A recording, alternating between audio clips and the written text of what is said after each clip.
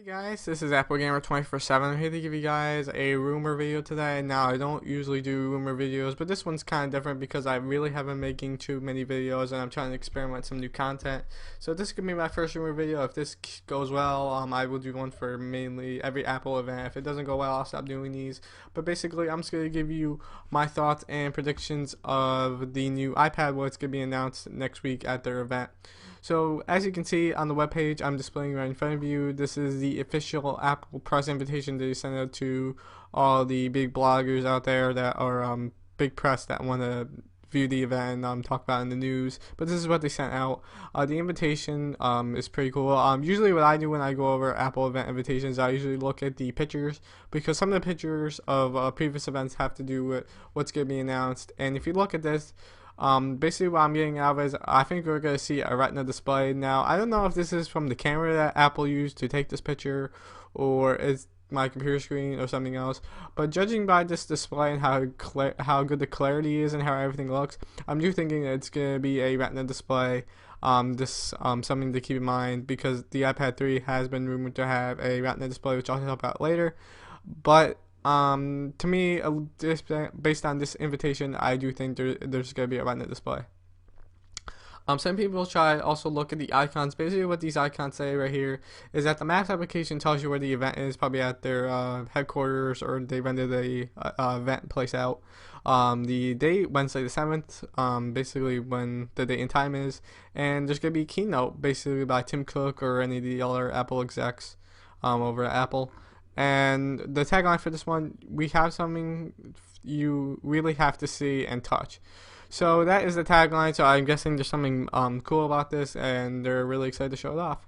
So basically, what I'm expected to see based on this event, basically what I'm expecting is a Retina display for the iPad 3 because I think at the time of the iPad 2 it was really hard to manufacture and Apple was still experimenting with the Retina display because the iPhone 4 wasn't even out for a year yet, so I think they're still experimenting on it and trying to make it a little bit better. And it's been, if you look at iPod Touch is 4G compared to a Retina display on the iPhone. If you compare it to the iPhone, looks a lot better, so I think they're trying to mimic the same clarity of the iPhone 4's Retina display to make it on the iPad, so the clarity is the same. I don't know, just something to keep in mind. But I do think they're trying to make the Retina displays a little bit equal across the devices.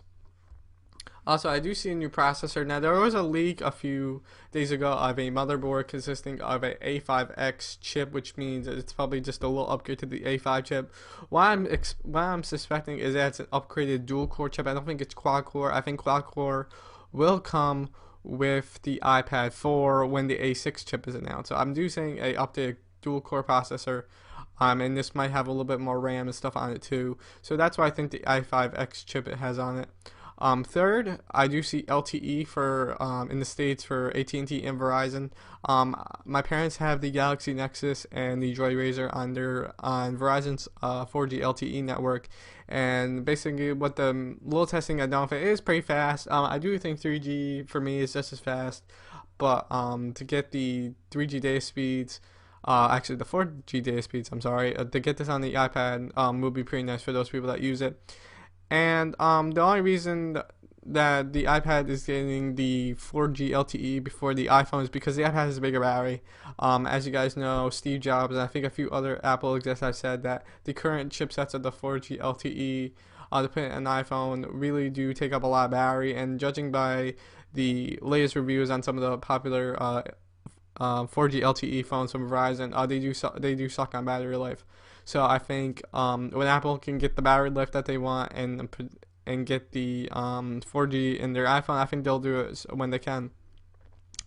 Third, I do see Siri. Siri dictation is gonna be coming on here. I don't think we need the total assistant. I just think we need the dictation. I think that would be nice if typing a paper and pages or doing anything like that. To have Siri right there as the dictation would be really nice.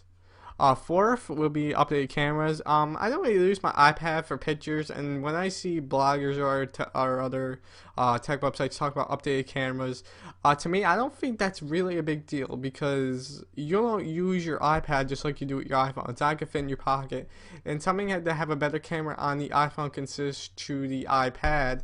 Is a little bit silly. I think it would be not a waste, but a kind of a silly thing for Apple to do to have to put a full 8 megapixel camera like everybody's expecting. I'm expecting either a 3 megapixel camera or a 5 megapixel camera because people don't use iPads like they do iPhones. That's the only reason I look at it. The other thing that I've also read on here is that there's also going to be, the design is going to be a little bit thicker. To me, that's not really a big deal because I've seen some of the comparison images of what Mac Rumors got as the iPad case.